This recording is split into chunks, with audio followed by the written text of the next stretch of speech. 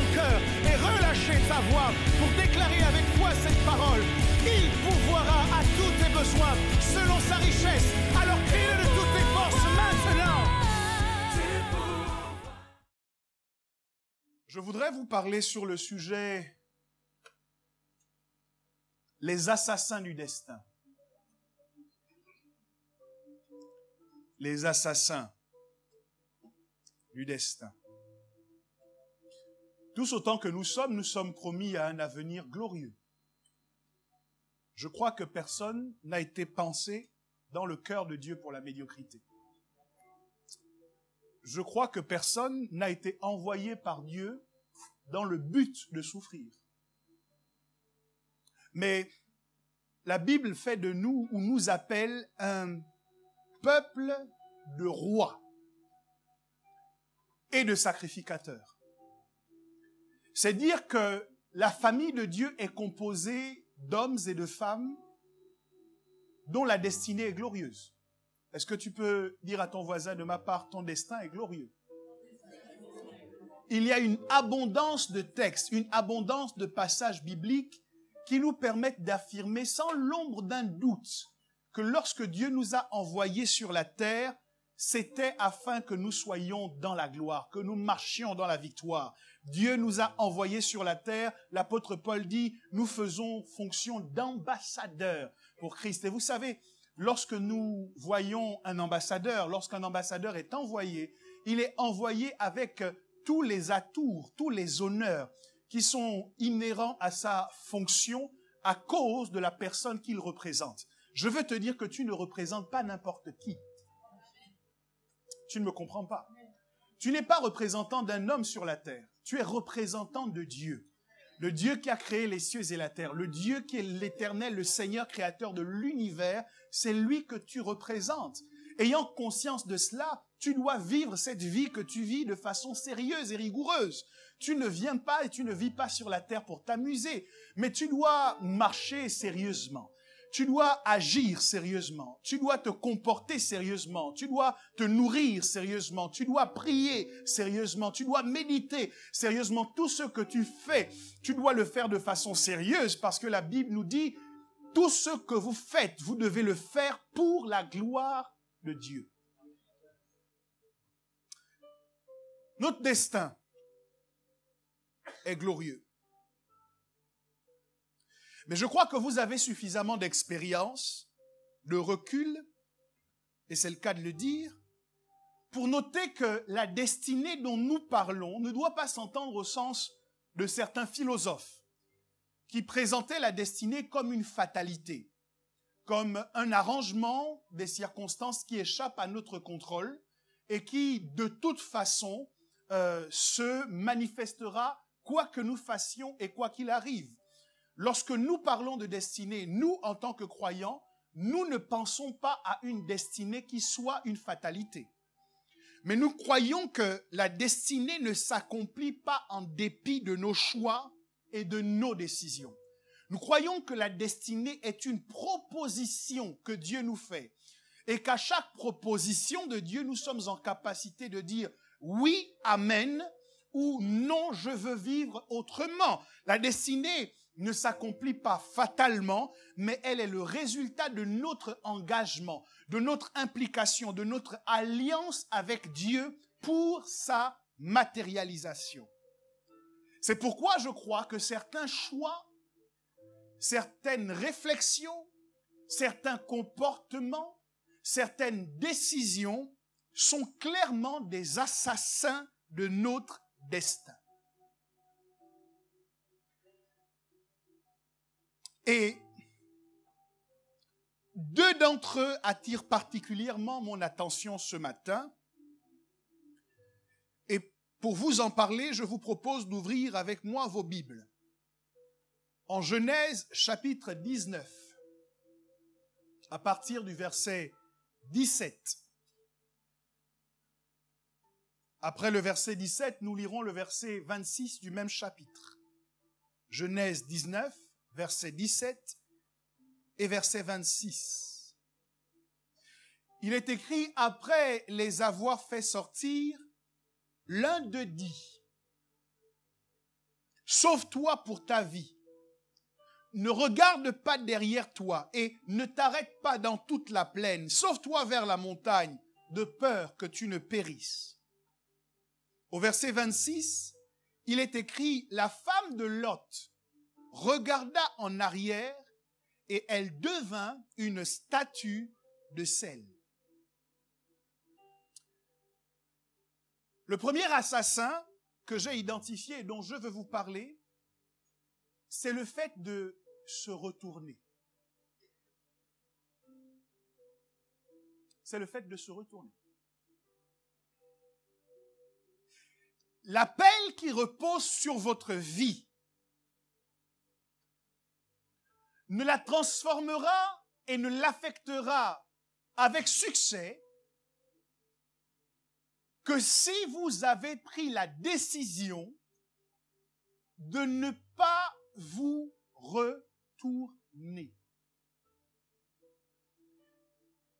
Beaucoup de rêves, de projets, d'ambitions, de potentiel sont complètement gâchés par le fait que ceux qui les transportaient n'ont pas pris la décision d'avancer résolument sans jamais regarder en arrière. L'histoire de la femme de Lot est un bon exemple de ce que je veux dire ici. Je m'en inspire spécialement parce que le texte précise en quels matériaux elle a été changée. Elle a été changée en statue de sel. Or, la Bible dit que nous sommes le sel de la terre. Nous avons été envoyés sur la terre pour donner de la saveur à la terre, pour affecter et influencer les environnements dans lesquels nous nous trouvons. Lorsque vous préparez un plat, il y a un avant et un après la salaison. Lorsque vous avez rajouté du sel, le plat change, le plat est différent. Donc quand Dieu nous a envoyés sur la terre, c'est afin que notre présence ne soit pas égale à notre absence, mais que nous fassions une différence. Le sel est la représentation de notre potentiel d'influence. Oui, nous sommes capables de changer l'environnement dans lequel nous nous trouvons. Dieu a investi en nous les capacités pour modifier l'environnement entrepreneurial dans lequel nous évoluons. Oui, nous avons les capacités de changer la manière dont notre famille conçoit Dieu, conçoit Christ, conçoit l'Église, conçoit l'Évangile. Notre présence peut faire et doit faire une différence. Le sel est notre potentiel. D'ailleurs, Jésus dit, si le sel perd sa saveur, avec quoi la lui rendra-t-on? Il ne sert plus qu'à être jeté dehors et foulé aux pieds. Et je dis à certains chrétiens que la raison pour laquelle vous êtes parfois foulés aux pieds, c'est que vous avez oublié votre responsabilité de saler. Ce qui motive, ce qui justifie la présence du sel dans la maison, c'est sa capacité à ajouter de la saveur là où il arrive. Mais si votre travail, c'est de masquer votre chrétienté, c'est de cacher vos valeurs, c'est de ne pas parler de vos convictions, par la même occasion, vous reniez votre capacité de salaison. Et la Bible dit que ce sel qui perd sa saveur ne sert plus à rien. On le jette dehors et on le foule aux pieds. Ce qui fait ta valeur, ce qui fait ton importance, ce n'est pas ta capacité de passer inaperçu. C'est ta faculté de changer les environnements dans lesquels tu vas. Et la femme de Lot, transformée en statue de sel, nous envoie un message. Elle nous dit le potentiel ne fait pas tout. Tu peux être sel et être paralysé. Tu peux être sel et être tétanisé. Il y a le chemin de ton destin que tu dois parcourir, mais tu n'avances plus dans ton destin parce que malgré le fait que tu sois sel, tu t'es retourné. Le fait de se retourner bloque l'influence de ton potentiel. Le fait de regarder en arrière t'empêche d'affecter les environnements que Dieu t'a envoyé affecter. Le fait de te retourner sur ta vie passée t'empêche de produire les résultats que Dieu a pensés lorsqu'il t'a envoyé. pourquoi ton destin n'avance pas. Il est possible que, comme la femme de Lot, cela s'explique par le fait que tu te retournes régulièrement vers ton passé. Se retourner est un assassin du destin. C'est la tentation quand on marche avec le Seigneur de repartir à des comportements du passé. Beaucoup de destins ont été brisés par les mains de cet assassin. Il y a plusieurs exemples bibliques qui nous mettent en garde contre le danger de se retourner. L'une des choses qui a tué toute une génération d'Israélites sortis d'Égypte, dans le désert, c'était leur capacité à se rappeler et à vouloir sans cesse retourner en Égypte. Nous nous souvenons des concombres, du poisson que nous mangions en Égypte. Je me souviens de la manière dont ce petit ami était affectueux avec moi. Je me souviens de la manière dont il s'occupait de moi. Je n'avais pas besoin de demander longtemps, mais dès que je faisais un petit caprice, automatiquement il intervenait. Je me souviens de comment cette femme était avec moi, combien elle m'aimait, combien elle était douce, combien elle était tendre. Tu as oublié que toutes ces relations, tu les as vécues dans un péché indescriptible. Lorsque nous marchons avec Dieu et que nous regardons sans cesse le passé, que nous nous retournons avec nostalgie, nous paralysons notre destinée. Scelle mes statuts. Avec un potentiel pour parler aux foules, pour gagner des âmes, mais ne pouvant affecter personne, parce que tu n'as pas encore intérieurement pris la décision d'avancer. Et il y a ces chansons que nous chantons parfois avec un sourire aux lèvres, puisque les métaphores sont parfois tirées par les cheveux. Je suis comme un avion, il n'y a pas rétroviseur. Je suis comme un avion, il n'y a pas vitesse arrière.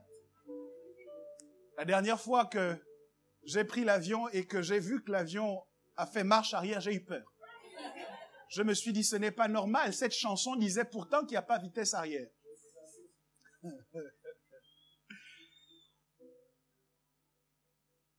D'autres chansons qui nous font moins sourire, peut-être parce qu'elles sont chantées différemment, leurs textes sont moins imagés.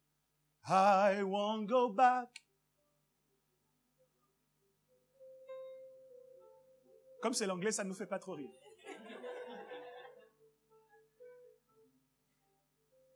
Moi, j'ai choisi Jésus-Christ dans ma vie. Je ne veux plus reculer, jamais reculer. Je veux toujours avancer, toujours avancer.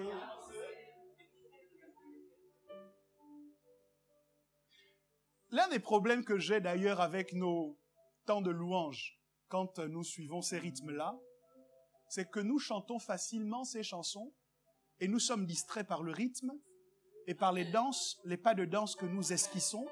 Nous sommes tellement distraits que nous ne réalisons plus les paroles de ces chansons.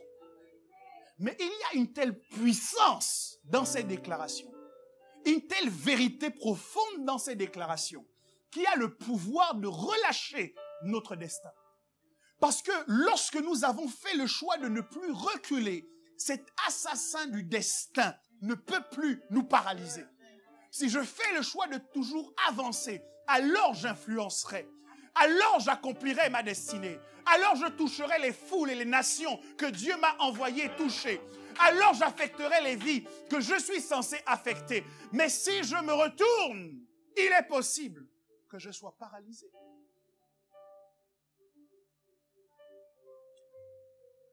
Vous avez commencé votre marche avec Christ et vous voulez accomplir tout ce qu'il a prévu. Quelqu'un dit avec moi tout.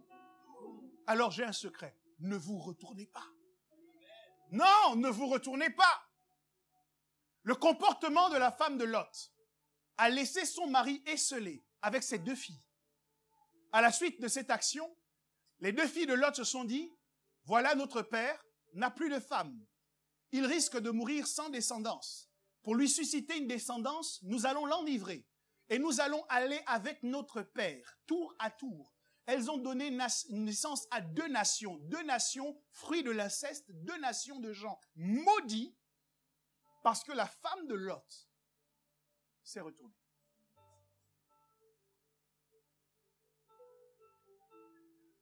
Jésus fait une déclaration similaire en Luc 9, 62. Jésus lui répondit, « Quiconque met la main à la charrue et regarde en arrière n'est pas propre au royaume de Dieu. » Mon frère, ma sœur, je veux te demander, vers quelle direction va ton regard aujourd'hui? Dans quelle direction va ton regard lorsque les temps deviennent difficiles? Est-ce que ta marche avec Christ est une marche résolument tournée vers l'avenir? Ou c'est une marche qui est régulièrement entachée par des souvenirs tronqués qui t'emmènent à regretter ce que tu as connu par le passé? Beaucoup d'entre nous, nous sommes à l'église, mais notre mémoire nous donne envie d'être ailleurs. Oh, je me souviens quand j'étais dans le monde, une chanson comme ça, si je dansais ça, oh!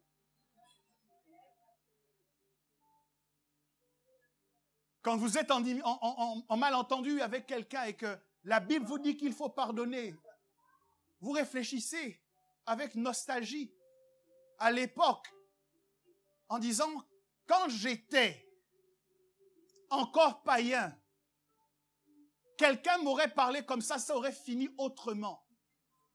Ça n'aurait pas été à base de je te pardonne ou pardonne-moi, mais ça aurait été un coup de tête, coup de pied, balayage. C'est-à-dire que vraiment, quand j'étais... Mais ce qui me surprend, c'est que ces gens, quand ils parlent, vous ne percevez aucun regret, aucun remords au sujet de leur vie passée. Mais ils y pensent comme on se souvient d'un amant qui nous a tant aimés.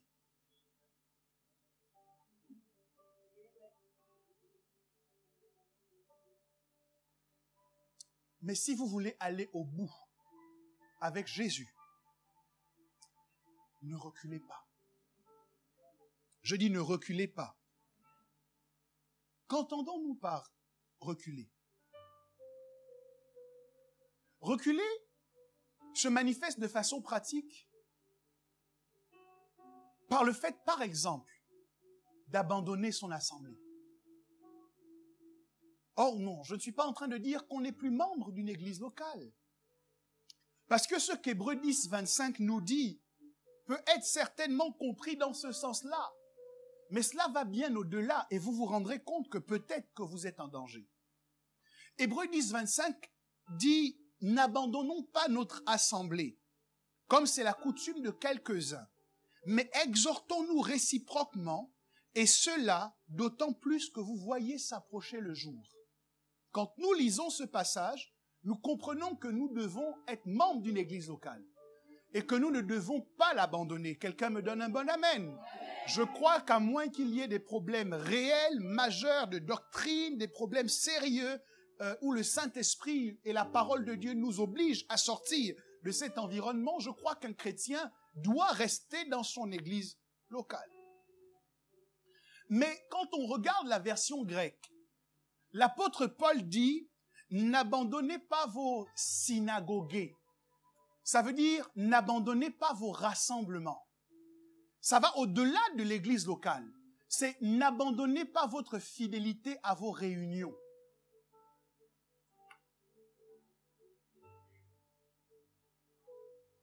Vous êtes en train de reculer dans votre marche avec le Seigneur. Quand vous absentez à une réunion de l'église, devient quelque chose de facile pour vous. On ne vous l'a peut-être pas dit jusqu'à présent, mais je vous le dis au nom de Jésus, vous êtes en danger. Oh, je ne veux accuser personne. Je suis là pour vous aider à changer de direction. Parce que les gens qui se sont retrouvés ensuite dans le paganisme n'avaient pas forcément prévu d'y être.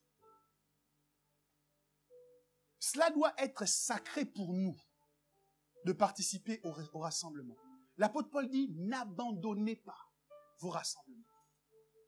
Alors je sais qu'avec les exigences professionnelles que nous avons, c'est parfois difficile de tenir les programmes de semaine. Mais ce que je crois, c'est que Dieu ne nous demande jamais l'impossible. Ce qu'il nous demande, c'est le maximum. Ce que Dieu te demande, c'est est-ce que tu peux être là? Parce que si tu peux être là et que tu n'y es pas, ça veut dire que tu ne veux pas être là. Et si tu ne veux pas être à une réunion, c'est un signe, bien-aimé, qu'il y a un détachement dans ton cœur qui est en train de s'opérer par rapport à ton Seigneur. Vous avez été amoureux. Vous auriez à l'époque tout plaqué pour passer ne fût-ce que 5 minutes avec votre bien-aimé. Qu'est-ce qui peut expliquer que vous acceptiez finalement de différer vos rassemblements, de différer vos rencontres? Souvent, c'est que les sentiments de votre cœur sont de moins en moins forts. Dis à ton voisin, ne recule pas. Vous êtes en train de reculer lorsque vous négligez la prière et la méditation de la parole. Plusieurs ne prient plus que le vendredi, lors de la réunion de prière de toute l'Église. Vous ne le savez peut-être pas, mais ce que vous êtes en train de faire, c'est que vous êtes en train de reculer. La méditation de la parole, le pain quotidien, lorsque vous ne méditez plus régulièrement la Bible, il doit y avoir une alarme, un bip à l'intérieur de votre cœur qui vous dit attention, attention, attention. Ne faites pas et ne vivez pas cela en disant je m'en fous. Parce que si jamais vous prenez le chemin de je m'en fous, vous vous retrouverez au village de si je savais. Ne reculez pas. Je vous parle par expérience. Pendant longtemps, j'ai pensé que servir Dieu et être à l'église était un don que je faisais à Dieu. Et pendant une phase courte, heureusement, de mon christianisme, j'ai commencé à me détacher de l'église. Et là, je me suis rendu compte que des choses que je n'aurais jamais soupçonnées dans mon cœur, dans mon corps, dans mon comportement, ont commencé à se manifester. Je ne pensais pas que je pouvais avoir une appétence pour me saouler. Je commençais à entendre des pensées qui me disaient, mais ça fait quoi si tu vas prendre une bouteille d'alcool fort et que tu l'as finie? Jamais je n'avais eu ce genre de pensée. Mais ça a commencé à monter dans mon cœur. Et j'ai eu de plus en plus de pensées comme ça pendant une phase. Et je me suis dit, mais qu'est-ce qui m'arrive? Pour me rendre compte, en fait, qu'être dans la maison de Dieu, ça nous protège. Ça nous préserve. Il y a une batterie d'armes de destruction que le diable a en réserve, qui sont paralysées par le fait que nous n'abandonnions pas nos rassemblements, par le fait que nous ayons une réelle vie de prière. Moi, je ne vais pas aller vérifier si tu pries dans ton quotidien, mais c'est toi dans ton cœur qui m'écoute maintenant et qui sait où est-ce que tu en es par rapport à ta vie de prière.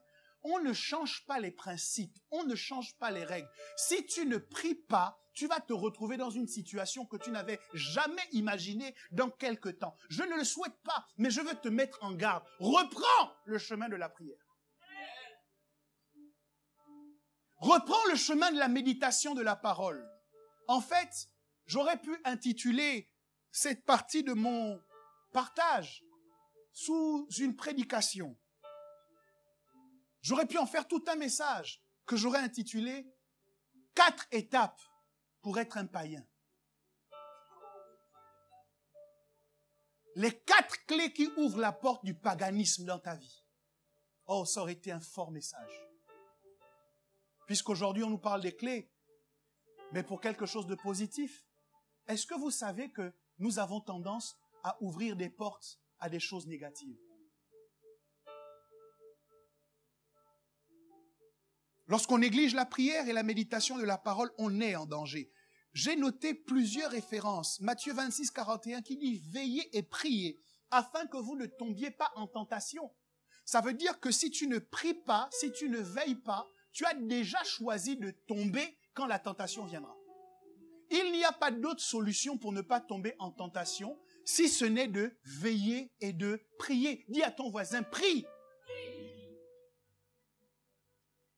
Après, tu vas venir en disant, oh, je ne m'y attendais pas, j'ai été surpris, ça a été un accident. Non, ça a été une préparation longue. Lorsque pendant plusieurs mois, plusieurs années, tu as mis de côté ta vie de prière, tu as mis de côté ton temps de méditation de la parole, tu t'es organisé, tu t'es préparé, tu t'es inscrit à un stage, tu t'es inscrit à un cours spécifique. Comment se retrouver dans les problèmes? La Bible dit qu'il y trouve une occasion de chute. Tu t'es demandé comment je pourrais saisir cette opportunité de chuter.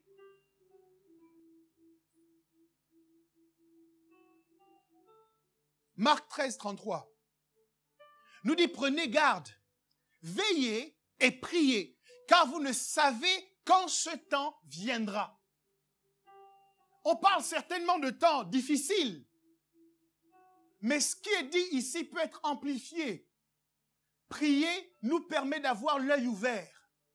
Prier nous permet de rester attentif. Il y a des opportunités qui allaient changer ta vie positivement, à côté desquelles tu es passé parce que tu n'étais pas en prière. Lorsque tu pries, ton esprit est alerte. Lorsque tu pries, tu es vigilant. Lorsque tu pries, ton discernement est aiguisé et tu es en capacité de définir où est-ce que tu dois t'engager? Dans quelle relation tu ne dois pas t'engager? Quel est le choix que tu dois faire? Tes choix sont davantage spirituels parce que tu as une bonne vie de prière. Marc 14, 38 dit, « Veillez et priez afin que vous ne tombiez pas en tentation. L'esprit est bien disposé. » On n'a pas de problème. Ton esprit est bien disposé. Mais la chair est faible. Ça veut dire que le seul moyen de maintenir la chair dans le droit chemin, c'est d'avoir une vie abondante de prière. Je croyais que je parlais à quelqu'un aujourd'hui. Tu ne peux pas te dire, alors que tu es fait de chair comme tout le monde, je ne prie pas et tout ira bien. Non! Jésus te dit, tu dois prier parce que malgré le fait que ton esprit soit bien disposé, ta chair est faible. Donc pour rendre ta chair forte dans les choses de Dieu, dans les décisions qui sont liées à Dieu, il faut que tu pries. Luc 21, 36, veillez donc et priez en tout temps, afin que vous ayez la force d'échapper à toutes ces choses qui arriveront et de paraître debout devant le Fils de l'homme. Éphésiens 6, 18, faites en tout temps, par l'Esprit, toutes sortes de prières et de supplications. Veillez à cela avec une entière persévérance. Une entière, quelqu'un dit une entière persévérance. Une entière persévérance.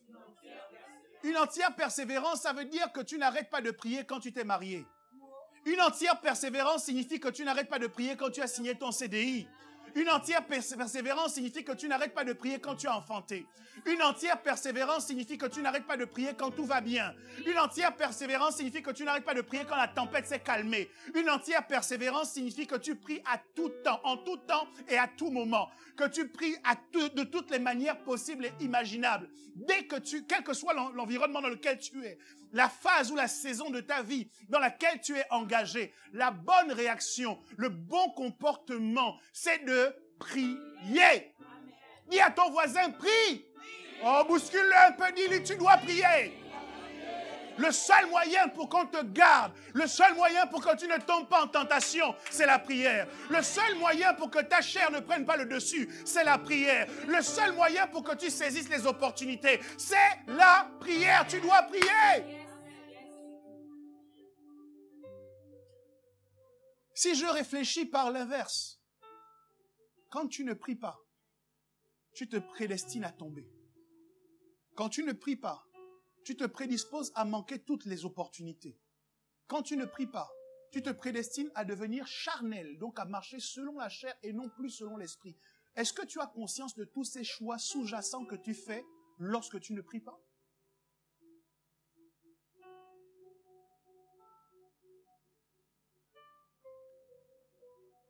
On est en train de reculer dans sa marche avec Dieu, dans sa vie chrétienne, quand on n'est plus soumis à ses autorités.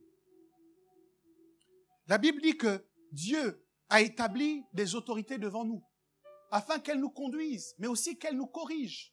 Parce que parfois, il arrive que l'on se trompe et qu'on choisisse une autre direction.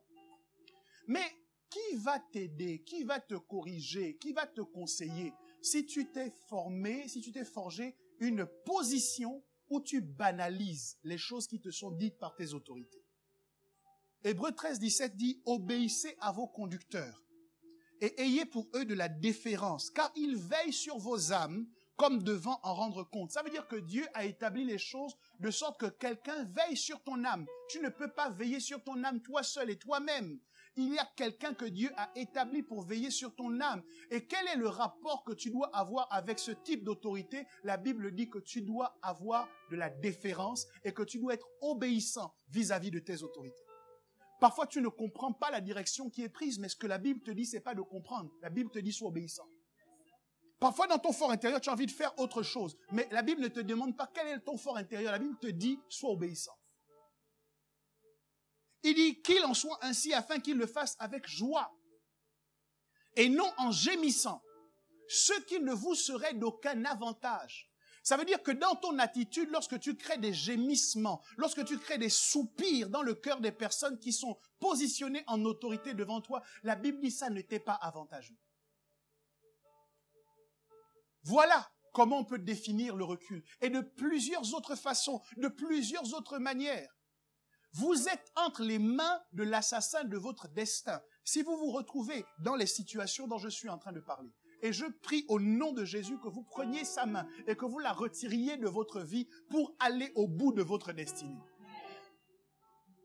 Alors, qu'est-ce qui justifie l'envie de reculer? Pourquoi parfois on a envie de reculer? Il y a une expression qui nous trompe, qui nous piège. C'est « il faut reculer pour mieux sauter ». Lorsqu'on est en face d'un obstacle qui nous dépasse, on est en face d'une situation qui nous dépasse, on ne sait pas exactement comment la gérer. Il y a des gens dont la réaction normale, la réaction naturelle, c'est de prendre du recul. On nous a conditionnés comme ça en disant « tu prends du recul, ça te permet de voir avec plus d'objectivité. Et si tu dois dépasser cet obstacle, reculer, ça te permet de prendre de l'élan, de sorte que tu puisses revenir avec plus de force et que tu puisses enfin le surpasser. » Mais je crois que pour nous, en tant que chrétiens, cette expression doit être revisitée. Ce n'est pas reculer pour mieux sauter, c'est reculer pour mieux chuter. Je n'ai vu personne de toute ma carrière de pasteur. Vous savez, j'ai été ordonné en décembre 2006. Ça fait plus de 10 ans que je suis dans le ministère. Et je n'ai jamais vu dans tout ce temps de mon ministère quelqu'un qui a reculé pour mieux revenir. Toutes les personnes qui ont choisi de reculer se sont fait attraper là-bas. Et jusqu'à présent, beaucoup d'entre eux, je les attends toujours. Pasteur, j'ai senti vraiment dans mon cœur que je dois faire un break. Moi, chaque fois que j'entends le mot break, je sais qu'en fait, ce qui va se breaker là, c'est la destinée. Ta destinée va être paralysée parce que tu te dis, c'est peut-être mieux pour moi de prendre un peu de recul. C'est peut-être mieux pour moi de me retirer un peu. C'est peut-être mieux pour moi de prendre un peu de distance. L'envie de reculer est suscitée par nous lorsqu'on est face à un combat qui nous dépasse. Quand les enfants d'Israël étaient confrontés à la soif, ils pensaient à retourner en Égypte. Ils étaient confrontés à la faim, ils pensaient à retourner en Égypte. Donc souvent, tu vas vivre des choses dans ton christianisme qui sont difficiles. Et si tu n'as pas fait les bons choix et pris les bonnes décisions depuis le départ, tu vas commencer à te dire, mais est-ce que c'était pas mieux avant? Est-ce que c'était pas mieux dans le monde? Ou est-ce que c'était pas mieux parfois simplement dans l'évolution de l'Église? Vous savez qu'une Église, elle est censée évoluer. C'est un organisme vivant. Et il y a des gens qui ont toujours la nostalgie de comment c'était dès le début. Dans le début, quand on était 5, quand on était 10, quand on était 50, ils prenaient toujours 4 heures, 5 heures après le culte pour rester avec nous pour parler. Mais depuis, il a changé. Ce n'est pas normal. Je me souviens avec nostalgie de ces temps passés où on allait ensemble pour manger, pour jouer, pour ceci, pour cela. Frère, les temps ont changé.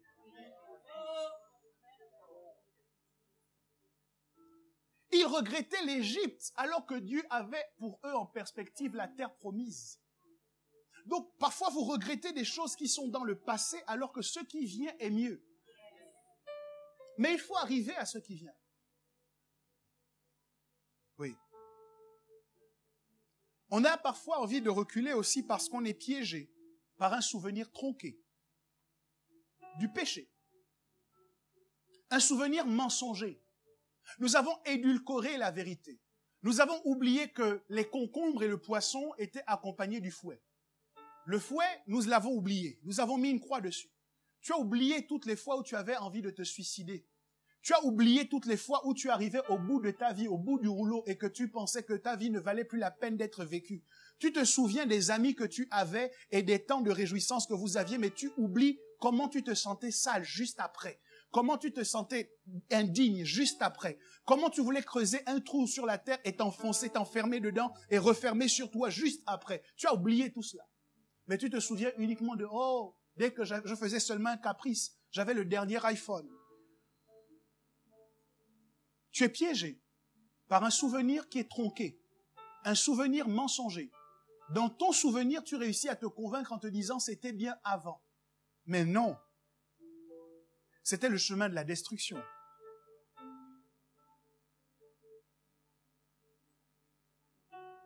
Il y a certainement plusieurs autres raisons pour lesquelles nous avons la tentation de nous retourner. Mais je veux croire que personne ne se retournera ici.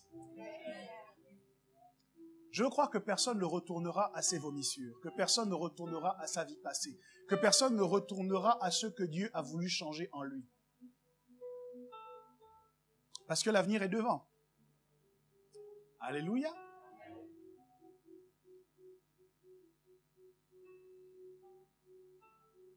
Renonçons réellement et définitivement à la façon dont nous gérions les conflits quand nous étions dans le monde, à la façon dont nous envisagions nos interactions avec les autres quand nous étions dans le monde. Il y a une façon de fonctionner dans le monde qui diffère de comment on fonctionne dans l'Église. La concurrence n'a pas sa place dans l'Église. La jalousie n'a pas sa place dans l'Église. L'hypocrisie n'a pas sa place dans l'Église.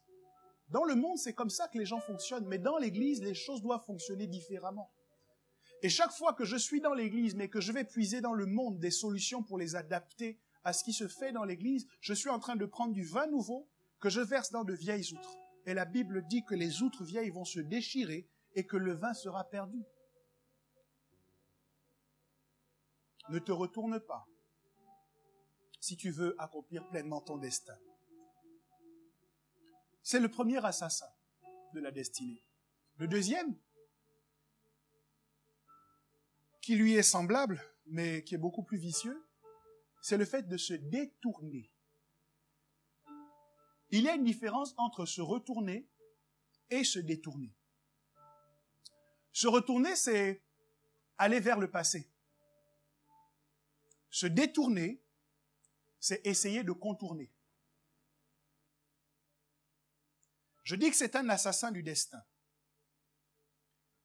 Exode chapitre 3, versets 3 à 6. Moïse dit, après avoir vu le buisson qui brûlait sans se consumer, Moïse dit, je veux me détourner pour voir quelle est cette grande vision et pourquoi le buisson ne se consume point. L'Éternel vit qu'il se détournait pour voir. Quelqu'un dit, il se détournait pour voir. Et Dieu l'appela du milieu du buisson et dit, Moïse, Moïse. Et il répondit, me voici. Dieu dit, n'approche pas d'ici. Ôte tes souliers de tes pieds, car le lieu sur lequel tu te tiens est une terre sainte. Et il ajouta, je suis le Dieu de ton père, le Dieu d'Abraham, le Dieu d'Isaac et le Dieu de Jacob. Moïse cacha le visage, car il craignait de regarder Dieu. Qu'est-ce qui se passe ici? Moïse est en face d'une vision extraordinaire. Et la réaction humaine de Moïse, c'est « il faut que je contourne le buisson pour aller voir quel est le secret de cette vision. Qu'est-ce qui fait que ce buisson est en train de brûler sans se consumer? Qu'est-ce qui explique ce mystère? Il faut que je me détourne pour voir. » Et lorsque nous marchons avec Jésus, il y a des choses en face desquelles nous nous trouvons qui suscitent en nous le désir de nous détourner pour voir, d'aller chercher des informations dont nous n'avons pas vraiment besoin, d'aller creuser, d'aller enquêter pour savoir le pourquoi du comment, en supposant que de cette manière, notre curiosité sera satisfaite. Et pendant que Moïse est en train d'essayer de se détourner pour voir, Dieu lui dit « stop ». Je n'attends pas de toi que tu te détournes pour chercher à comprendre le pourquoi du comment. j'attends de toi que tu te sanctifies davantage. Ôte tes souliers, parce que le lieu sur lequel tu te tiens est une terre sainte. Se détourner, c'est chercher toujours les voies et moyens pour éviter le sacrifice. Se sanctifier, c'est un sacrifice. C'est choisir de se mettre à part, c'est choisir de fonctionner différemment. Et il y a des chrétiens qui n'acceptent pas de marcher différemment, de vivre différemment, mais qui veulent vivre les avantages du christianisme. Des gens qui cherchent systématiquement des raccourcis. Il n'a pas, la force qui est liée à la piété, mais il a l'apparence de la piété. Quand vous le voyez à l'église, il lève les mains au ciel. Parfois même, il a des larmes qui coulent de ses yeux. Mais quand vous percez un petit peu le secret de sa vie, c'est quelqu'un qui est absolument à une distance importante, dangereuse, surprenante des voies et des lois de Dieu. C'est quelqu'un qui se détourne. Écoutez, Dieu dit à Abraham, lorsque Sarah est en train de se plaindre d'Ismaël, et que Abraham veut la reprendre parce qu'Ismaël c'est quand même son fils, Dieu dit à Abraham, chasse Agar et Ismaël parce qu'ils n'hériteront pas avec Isaac. Vous suivez? Est-ce que c'est un sacrifice pour un père? C'est dur pour un père de devoir se séparer de son fils. Mais Abraham doit le faire. Et puis Dieu dit à Abraham ensuite, sacrifie-moi ton fils, ton unique, celui que tu aimes. Donc, d'abord j'ai chassé. Tu me mets dans les conditions où déjà je dois me séparer de mon fils. Et tu me mets aussi dans les conditions où je dois te sacrifier le seul fils que j'ai.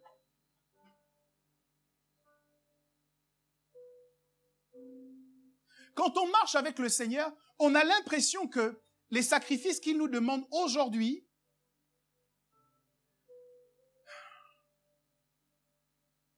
établissent un niveau que Dieu ne dépassera plus demain. Je vis aujourd'hui en disant, Seigneur, je t'ai sacrifié ma jeunesse. Je t'ai sacrifié ceci, je t'ai sacrifié cela.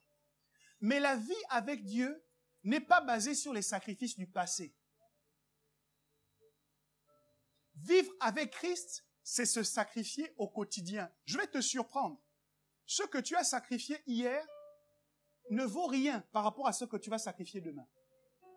Plus tu avances sur le chemin de ton destin, plus les sacrifices que tu vas devoir faire sont importants. Je veux qu'on soit clair pour que tu ne sois pas surpris. Effectivement, il y a des sacrifices que tu as consentis, mais ce n'est pas fini. Ce n'est pas terminé. La marche avec Christ, c'est une marche dans laquelle on intègre la notion du sacrifice. On ne peut pas accomplir son destin sans sacrifice.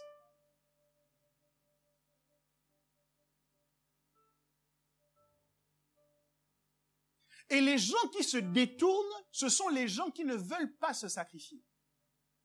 Ils cherchent toujours les voies et moyens pour contourner le prix à payer. Frère, pour progresser dans ce domaine, il y a tel livre que tu dois acheter. Son réflexe, c'est d'aller chercher si on peut avoir ce livre-là gratuitement sur Internet. Tu contournes. Est-ce qu'il n'y a pas un frère dans l'église qui a déjà le livre? Je vais lui emprunter et je vais photocopier le livre. Tu as reçu le livre, mais tu n'as pas reçu la valeur spirituelle qu'il y a dans le livre. Parce que s'il n'y a pas de sacrifice, il n'y a pas de bénéfice. C'est pourquoi même lorsque quelqu'un veut vous donner quelque chose gratuitement, qui a une valeur spirituelle, vous devez vous battre toujours pour sacrifier quelque chose en retour. David a dit, je n'offrirai pas à Dieu quelque chose qui ne me coûte pas. Je vous ai déjà parlé de la gratuité. Mais tout ça, c'est lié à la notion du détournement. Et chaque fois qu'on parle de détournement, c'est toujours dangereux. Les gens qui veulent se détourner, c'est-à-dire je suis à l'église, mais je cherche comment je peux contourner ce service-là. Je suis à l'église, mais je cherche comment je peux contourner ce sacrifice qui est demandé. Comment je peux obtenir le bénéfice sans forcément faire l'offrande qui va avec ce bénéfice. Comment je peux obtenir la proximité sans passer par le service qui justifie la proximité. Comment je peux bénéficier des conseils, des conseils pastoraux sans apporter l'offrande à l'homme de Dieu ou à la femme de Dieu que je vais voir en entretien pastoral. Je suis en train de me détourner, de contourner le sujet. Et tu es à l'église. Tu reçois la parole. Le problème, c'est que se détourner est un assassin du destin. Je pourrais résumer ce que je suis en train de vous dire en vous disant, vous ne pouvez pas avancer si vous n'êtes pas d'accord pour payer le prix. Il y a un prix juste qui a été établi pour les choses que vous voulez, pour les choses que vous devez accomplir, pour la destinée qui est la vôtre. Et vous ne pouvez pas imaginer que vous vous retrouverez à destination si vous n'avez pas payé le prix. C'est les vacances. Vous faites des projets. Certains vont se retrouver en Espagne, d'autres au Portugal, d'autres en Allemagne. Je ne sais pas si c'est une destination touristique, si certainement, ou d'autres aux États-Unis, ou peu importe. Mais quelle que soit la destination que vous voulez atteindre, il y a un prix à payer. Et aucun d'entre vous n'est allé discuter avec la compagnie pour dire non, je ne suis pas trop d'accord avec les prix que vous pratiquez. Parce que quand je calcule le prix du kérosène, monsieur, je trouve qu'il y a un peu d'abus là. Aucun d'entre vous. On vous annonce le prix, vous payez le prix. Mais je ne comprends pas. Pourquoi maintenant, quand vous arrivez à l'église et que pour des bénédictions spirituelles, il y a un sacrifice à consentir, pourquoi vous essayez toujours de négocier le prix au rabais? Je calcule mon planning. C'est bien si je vais déjà à l'église le dimanche. On me demande de venir mercredi, mais on peut un peu négocier ce prix-là, bon Seigneur. Je viens dimanche, je ne viens pas mercredi. Et puis pour vendredi, j'ai une pièce porte-bonheur. Je lance au ciel, pile ou face. Si c'est pile, j'y vais. Si c'est face, je n'y vais pas. Ton destin peut-il se jouer à pile ou face? Oh!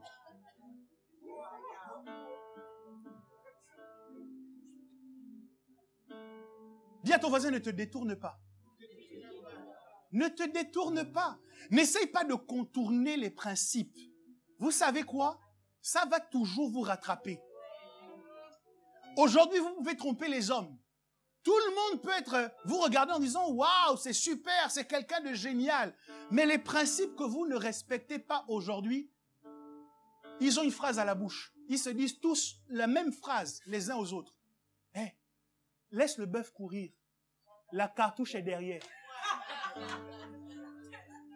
Ça veut dire, tu penses que tu les as évités, tu cours en disant, j'ai réussi à gruger, j'ai réussi à tromper. Les gens n'ont pas vu que je ne paye jamais ma dîme. Les gens n'ont pas vu que je ne suis jamais là quand il faut faire des travaux à l'église. Les gens n'ont pas vu que je ne suis dans aucun département. Mais c'est sur moi qu'on a prophétisé. C'est pour moi qu'on a prié. C'est sur moi qu'on a versé l'huile. Mon gars, l'huile qu'on a versée sur toi pose une question. Est-ce que tu as payé le prix de l'huile? Les vierges sages ont dit aux vierges folles, allez là où on en achète. L'huile ne se donne pas, l'huile s'achète.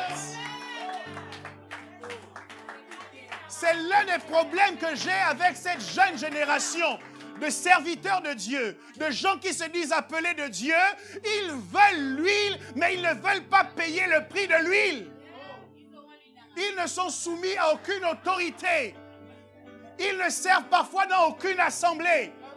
Dans sa propre église, il y a des problèmes pour faire des visuels. Mais lui, il a toujours des visuels derniers cris sur les réseaux sociaux.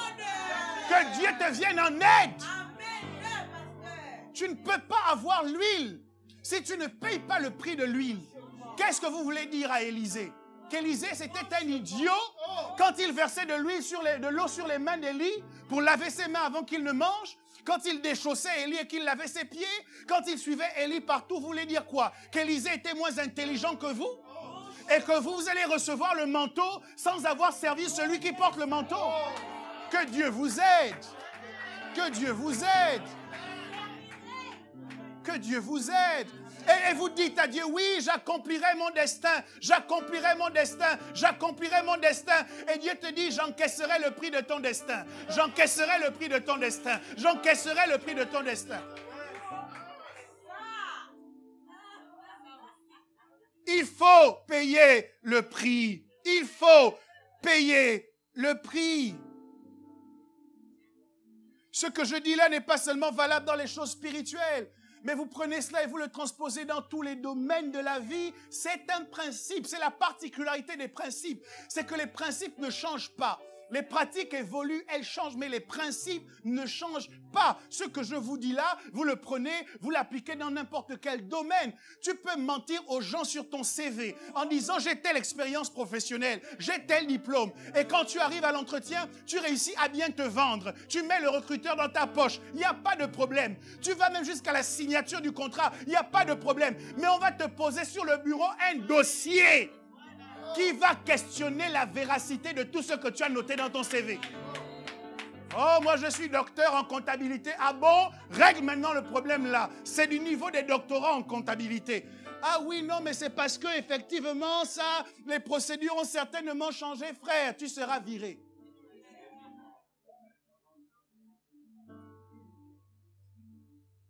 Ça, c'est les gens qui veulent se détourner. Je ne veux pas payer le prix pour décrocher ce poste dans cette entreprise. Je ne veux pas me sacrifier mon sommeil, sacrifier mon énergie, mais je veux de l'avancement.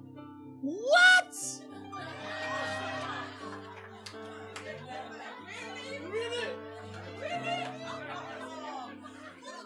Toujours le dernier arrivé, le premier à partir. Mais tu es là, j'y arriverai. Je suis la tête et non la queue. Hey Dieu! Même dans ton entreprise, pour avoir une promotion, il y a un prix à payer.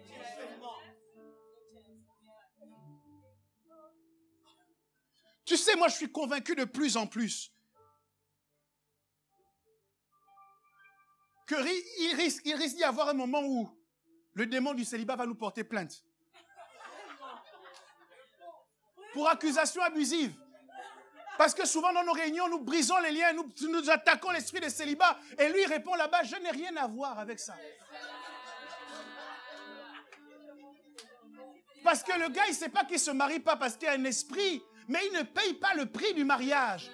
Pour être mariable, tu dois travailler sur ton caractère. Ça fait partie du prix à payer.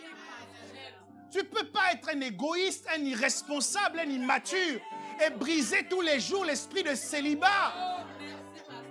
Parce que quand tu vas rentrer dans le mariage, c'est toi-même qui vas lui ouvrir la porte et qui va l'inviter avec l'immaturité, avec l'irresponsabilité.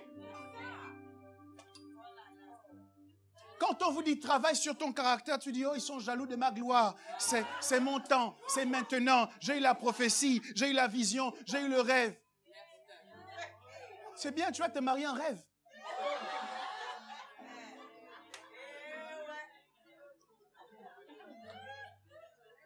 Dis à ton voisin, ne te détourne pas. Il y a un chemin qui est tracé. Il y a une voie à suivre. Il y a un prix à payer. Quel que soit ce que tu veux vivre, quel que soit ce que tu veux faire, tu dois être d'accord pour payer ce prix-là.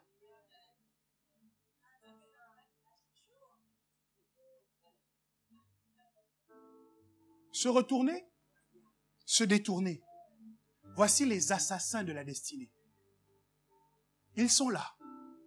Ils attendent.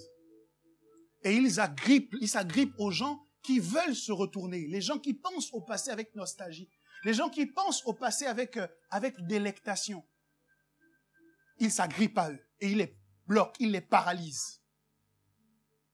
Ceux qui se détournent, ils les laissent avancer, ils les regardent. Et les dossiers sont en train de s'accumuler. En disant, un jour ou l'autre, on va l'attraper. Alors, je comprends mieux pourquoi, en connaissance de tout ce dont je viens de vous parler, Néhémie a choisi de poser pour deuxième porte la porte des poissons. Après avoir posé la porte des brebis, la Bible dit en Néhémie 3:3, les fils de Séna bâtirent la porte des poissons. Ils la couvrirent, en posèrent les battants, les verrous et les barres. Pourquoi la deuxième porte est la porte des poissons? Qu'est-ce qu'elle nous donne comme information? Je vous ai dit la dernière fois que sur les portes, il y avait des indications qui renseignaient sur l'identité, qui peuvent renseigner sur la profession. Nous avons vu que la porte des brebis nous rappelle que nous sommes le troupeau du Seigneur, qu'il est notre berger. Qu'est-ce que la porte des poissons nous enseigne? Pour revenir au contexte, la porte des poissons, c'était l'endroit à Jérusalem où les pêcheurs apportaient le fruit de la pêche et commercialisaient tout ce qu'ils avaient pu attraper. Mais je crois qu'il y a une compréhension spirituelle que nous pouvons en avoir, un symbole. Luc 5 au verset 4, c'est Jésus qui parle et qui dit à Simon, lorsqu'il eut cessé de parler, il dit à Simon, « Avance en pleine eau et jetez vos filets pour pêcher. » Je crois que la porte des poissons, c'est l'outil que Dieu nous donne pour tenir à distance les assassins, se retourner et se détourner. Parce que lorsque Jonas a reçu la mission de Dieu d'aller à Ninive pour annoncer l'évangile, Jonas a choisi de se détourner. Il a pris un bateau qui l'emmenait dans une autre direction. Mais Dieu comptait sur un poisson pour le ramener. Donc, Dieu est en train de nous dire avec la porte des poissons, ne vous détournez pas. N'allez pas dans une autre direction. Mais rappelez-vous de faire toujours ce que je vous dis, d'aller là où je vous dis d'aller. Lorsque les disciples ont voulu dire à la foule de s'en retourner à la ville pour aller acheter des provisions, Jésus a compté sur les pains, mais aussi sur les poissons, pour lesquels il a prié et par lesquels il a permis à la foule de rester sur place. Donc lorsqu'on veut se détourner, Dieu compte sur un poisson. Lorsqu'on veut s'en retourner, Dieu compte sur le poisson. La vérité, c'est que le symbole du poisson nous rappelle que nous sommes gérés par Dieu. Nous sommes suivis par Dieu. C'est Dieu qui nous conduit. C'est Dieu qui décide pour nous. Et les poissons ont cette particularité de se déplacer très rapidement. J'ai vu que le saumon, par exemple, peut nager jusqu'à 30 km/h. Mais vous voyez, la particularité du poisson, c'est qu'il ne nage jamais à reculons. Il ne sait qu'avancer. Il ne sait qu'avancer. Il ne sait qu'avancer. La porte des poissons, c'était un symbole par lequel Néhémie disait à Israël, avançons. Ne nous tournons plus vers le passé. Ne regardons plus ce qui s'est passé. Mais maintenant que cette porte est posée, nous devons avancer. Il y a une seule direction dans laquelle nous puissions nous engager. C'est le fait d'avancer. Et Jésus arrive dans une ville. Et là, on lui dit, tu ne peux pas rentrer ici si tu ne payes pas l'impôt avec ton disciple. Et là encore, Jésus avait un poisson. Il a dit à Pierre, va dans la mer et jette ton filet. Le premier poisson que tu pêches, il y aura à l'intérieur un statère et tu payeras l'impôt pour toi et pour moi. Ça veut dire que même lorsque nous sommes en face de difficultés que nous semblons humainement ne pas pouvoir traverser, surmonter, Jésus compte sur le symbole du poisson pour nous dire, calmez-vous, calmez-vous. Je suis au contrôle. Et c'est pour ça qu'il n'est pas surprenant que le premier symbole que les chrétiens ont employé comme code, c'était le symbole du poisson. Aujourd'hui, encore sur certaines voitures, vous voyez ce symbole du poisson qui est mis. Pourquoi? Parce que on a utilisé, en fait, le mot générique en grec pour dire poisson, c'est le mot ictus. Et on a utilisé ce mot comme un acronyme pour dire Jesus Christos. Je vais vous le lire, comme ça vous aurez la possibilité de... Jesus Christos Theou Huis Soter, ce qui signifie Jésus-Christ, Fils de Dieu, Sauveur. Donc le I, c'est avec cela qu'on dit le Jesus, le que de ictus, c'est avec ça qu'on dit Christos, le T, c'est avec celui-là qu'on dit Theou, et le U, le I en fait de ictus, c'est avec celui-là qu'on dit Huis, et Soter, Sauveur, c'est avec le S de ictus. Donc, quand les chrétiens, les premiers chrétiens voulaient passer inaperçus, ils utilisaient le symbole du poisson. Donc, le symbole du poisson nous rappelle que Jésus-Christ est le Fils de Dieu et qu'il est le Sauveur. que nous n'avons d'autre sauveur nulle part qu'en lui, que nous ne pouvons et nous ne devons nous confier à personne d'autre qu'à lui. Et pour moi, c'est important aujourd'hui que chacun d'entre nous, dans la construction de notre vie, nous inaugurions la porte du poisson.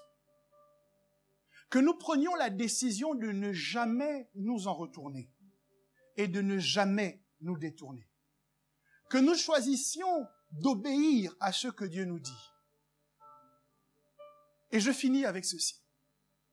Lorsqu'il y a un danger, parce que le poisson remonte parfois vers la surface pour bénéficier des rayons du soleil, mais lorsqu'il y a un danger, le poisson rapidement rentre en profondeur.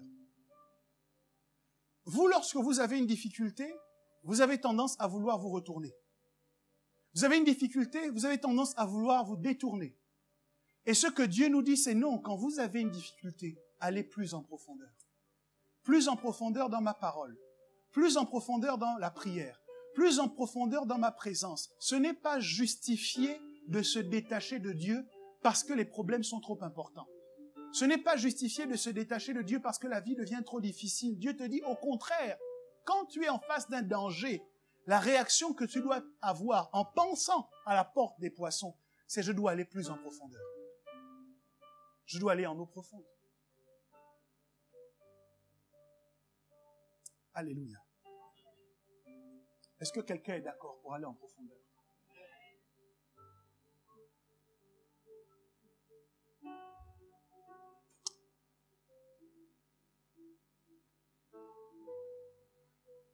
Analysons également la dépendance du poisson à l'eau.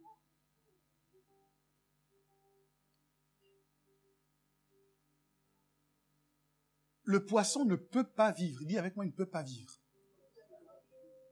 hors de l'eau. Il a besoin de l'eau pour respirer. Il a besoin de l'eau pour se mouvoir. Il a besoin de l'eau pour se déplacer. Et de la même manière que le poisson a besoin de l'eau, parce que c'est l'environnement dans lequel il a été créé, l'homme ayant été créé dans la présence de Dieu doit avoir vis-à-vis de la présence de Dieu la même dépendance, la même soif. Comme une biche soupire après l'eau d'un ruisseau, moi aussi, Seigneur, je soupire après toi. Qu'est-ce que je dis? Que la présence de Dieu ne peut pas être un plus dans notre vie. La présence de Dieu ne peut pas être quelque chose dont on peut se passer. Mais le rapport que nous devons avoir avec la présence de Dieu, c'est une soif permanente. Une soif que nous n'arrivons pas à combler. Quand je suis à la maison, je dois réfléchir en me disant, oh, pourvu que le jour du Seigneur arrive vite. Pourvu que le jour de la réunion arrive vite. Je veux y aller. Pourquoi? Parce que ça fait partie de ta respiration. Si vraiment c'est quelque chose de si essentiel pour toi que l'eau pour le poisson, tu comprends qu'il y a des questions qui ne se posent pas. Tu peux pas mettre cela en concurrence avec toutes les autres activités que tu as. Pour toi, c'est nécessaire. Que dis-je? Pour toi, c'est vital.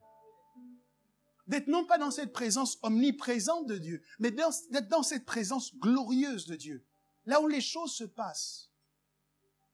Voilà l'état d'esprit dans lequel nous devons être. Et voilà ce qu'on peut lire à travers la porte que Néhémie fait poser en deuxième position. Nous sommes ces brebis, mais nous devons également nous voir comme des poissons, ayant besoin systématiquement de sa présence, ayant besoin systématiquement de profondeur lorsque nous sommes mis en danger. Je crois que nous pouvons nous lever. Providence,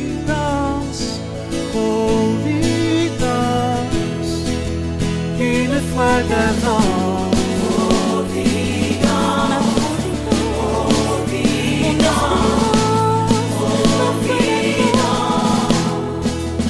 Une fois d'avant.